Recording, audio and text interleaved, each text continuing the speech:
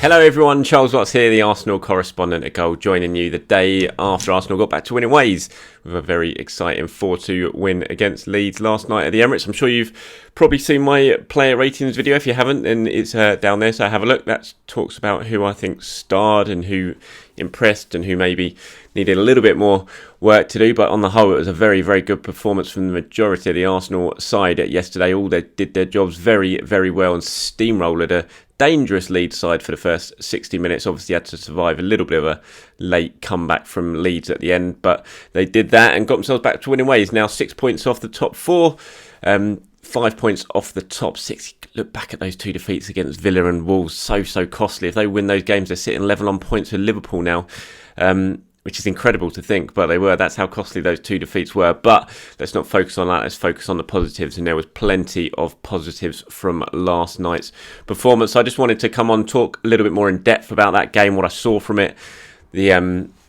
what it sort of told us towards the future of how Arteta's shaping things at Arsenal and what he wants to see from his players. I thought that was very much the blueprint that we've seen at times this season heading towards next season, and it was, I think, really, really encouraging signs. And once again, some of the youngsters absolutely exceptional yesterday. I wanted to talk a little bit about Saka, Smith Rowe, Odegaard, and just how lucky Arsenal are to have so many talented youngsters. So just starting off, looking towards probably next season, which I know a lot of fans don't like to hear. You want to sort of concentrate on the now and don't want to look too far in the future. But the fact is, it is a bit of a rebuilding project at Arsenal. You can't deny that at the moment. We've seen the huge amount of change already since Arteta's come in terms of playing staff. That's only going to continue this summer. He's not even halfway towards what he wants to see at Arsenal. This is a long-term project. Again, it's another word, project, that I know that fans don't like to hear, but it is one that him and Edu are trying to take the club forward in this particular direction. But I think what we saw for the first hour yesterday was exactly how Mikel sees things at Arsenal in the future. That's how he wants to see his team play. It was a really interesting, bold team selection yesterday. I have to admit, in the build-up to it, I thought Odegaard would probably start at number 10, but I wasn't expecting Smith Rowe to play as well. Mikel has said many a times since Odegaard arrived that he believes the two of them can play together, but even so, I was still expecting maybe Pepe to play yesterday, but he kept Smith Rowe in the side, which is I think a clear sign of how important he views Smith Rowe now, that even when Odegaard comes in, Smith Rowe keeps his place in the side, and he was rewarded with that for an excellent performance. I loved the movement, the interchange in the positions, the fluidity in the attack, the creativity that those three provided behind Pierre-Emerick Aubameyang. It was just, as I said yesterday, it took me back to the Wenger days of Wilshere, Nasri, Cesc, Rosicky, all floating, just basically packing the midfield with those creative players and just giving them the freedom to express themselves. Yes, you've got a certain position on the pitch, but you're allowed to interchange, and suddenly you start off on the right, end up on the left.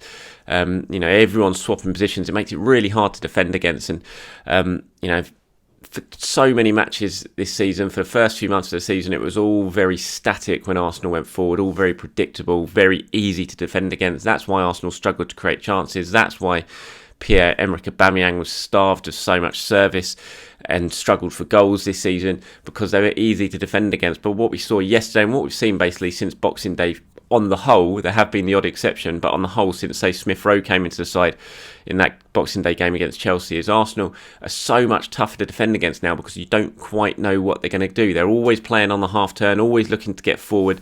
Whenever the ball ends up at Saka's feet or Smith Rowe's feet, the first thought is not to go backwards, it's to go forwards. It's to turn, face goal and drive forward. And we saw that yesterday non-stop. We saw it with Saka so many times. We saw it with Smith Rowe. We saw it at Odegaard. I didn't think Odegaard was absolutely exceptional yesterday, but I thought he was very, very good. And for his first Premier League start, it was a very, very decent showing for him, and certainly bodes well for the future. His touch is excellent, and he's only going to get better as he adjusts to the Premier League. And if Arsenal do manage to keep him beyond this season, then I think the sort of three of those behind the striker is going to be a very, very exciting blueprint for Arsenal going forward, and it's one that's going to bring an awful lot of success and a lot of excitement as well. So I think there was plenty to like about how Arteta set his team up yesterday, and certainly plenty to be excited about in terms of what we're going to see in the future from an Arteta side going forward. Mikel admitted it himself. He said afterwards, I thought it was so much better. When he was asked about the creativity, he said, I thought it was much better. We were much more efficient. We were much more composed. We took our time when it was needed. We faked the movements. We had runs in behind and we had people in the box and arriving into the box. Our decision making was better, and then the efficiency when we were hitting the last shot, many of those are on target, and that's the difference when you want to score goals. And you just saw plenty of times. Everyone wants to get forward when Arsenal attack now, and even with Danny Ceballos, who I thought was brilliant yesterday. Fair play to him coming in for the injured Thomas Partey. I thought Ceballos was absolutely excellent. But he was playing further up the pitch than he normally does at times. He wanted to get in and support in and around those players, and the link-up play between them. And you look at Bellerin's goal. I mean, that was fantastic, and it's a perfect example of what I want to talk about in terms of the interchanging of position and the freedom to express yourself. I mean, Bukayo Saka picked that up on the right-hand side. He ended up jinking his way all the way across to the left-hand side. The ball eventually worked to Aubameyang, crossed in, headed back by Bellerin, I think, to Smith Rowe. Smith Rowe to Ceballos, lovely little reverse pass into Bellerin, and a great finish from Bellerin. It's just a fantastic goal. So much movement, so much creativity in it, so many bodies up in attack, and it's just the polar opposite of what we saw from Arsenal earlier on in the season. It was just really exciting and encouraging to watch, and just the injection of youth and enthusiasm and quality that those players have brought, certainly since Smith Rowe came into the side, and we've seen it with Saka for a fair while now, but Smith Rowe has just been exceptional, and now Odegaard's just adding to that even more. Tony Adams, who was interesting, was talking about it afterwards, and although obviously Auba got the hat-trick, and I'll talk about Auba a little bit later on in this video, but he said, Tony Adams, that Smith Rowe and Saka were instrumental in all the goals. They were both exceptional. Well done to Aubameyang, and got himself his hat-trick, but it actually came down to the kids with Saka and Emil. Auba really benefited from their enthusiasm and talent. They really took the game to Leeds, and Aubameyang gets himself 3 goals because of it. And I absolutely agree with Tony Adams there. Yes, Auba, the hat-trick hero, fabulous to see him back amongst the goals, but some of those goals were set up, they were put on a plate for him, really. Obviously Saka won the penalty, Smith Rowe with a cross for the third goal. I mean, Auba did it all by himself really for the first one, which was great to see as well, the way Auba took that goal. But it's just really exciting. It's been really tough times watching Arsenal. I know you lot agree with me on that, and I'm not getting carried away. I know there's still plenty of room for improvement. The last week has shown that, not so much with the defeat against Wolves, but certainly the defeat at Aston Villa, when Arsenal were a little bit predictable and struggled to break Villa down after gifting that first goal. So there is still room for improvement. I'm far from saying that Arsenal had a finished article by any means. I mean, they're 10th for a reason in the Premier League, so there's still plenty of room for improvement. But as I said, this is a slow process. This is a project. This is a rebuilding job, and with the likes of Saka, Smith Rowe, and Odegaard, if Arsenal can manage to keep him even for another season, then it's they're going to be a lot further down that road than they would be without them, and it's really encouraging to see, and it's enjoyable to watch. That was the thing. I came away from that game yesterday and I really enjoyed it. I thought it was great to sit there and watch and see Arsenal playing like that. Odegaard was asked about it afterwards. He was asked about, first of all, whether he's possibly going to stay, and he said, you never know what is going to happen. For now, I'm just focusing on doing my best this season and helping the team as much as possible. I think we know that there's going to be conversations between Arsenal and Real Madrid when it comes to Odegaard in the summer, and a lot of it depends on whether Zinedine Zidane is still in charge of Real Madrid or not. If he is, then there's every chance Arsenal might be able to get Odegaard back next season, even on a permanent deal or for another loan deal like they did with Danny Ceballos.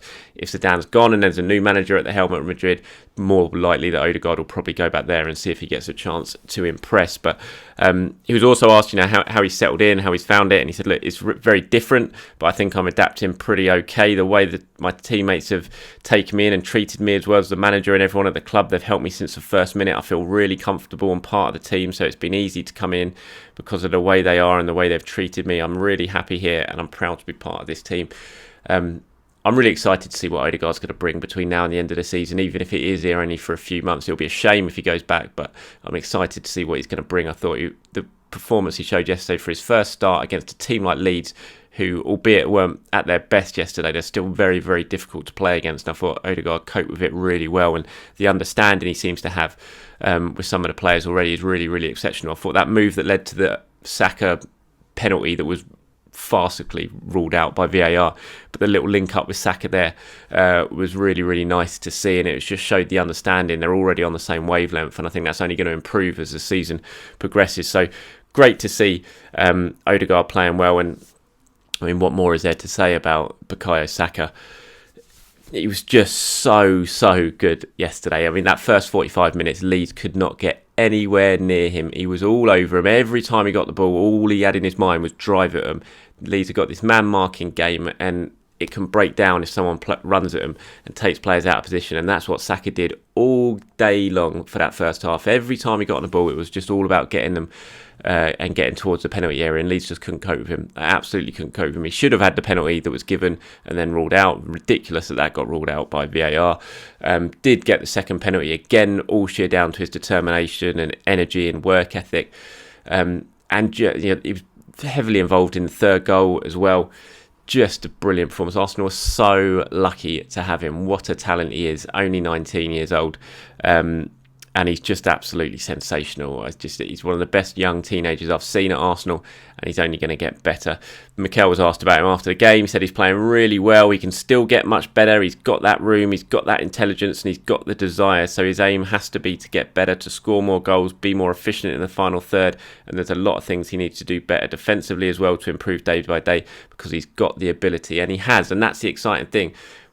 You can just see from Saka, he's nowhere near reached his potential yet. He has got so much more to bring all throughout his game. And the fact that he's producing what he's producing at the moment, even though he's clearly got loads more to give and have such a high ceiling, is so exciting. Arsenal are very, very lucky. You don't get players like Bukayo Saka coming through every day.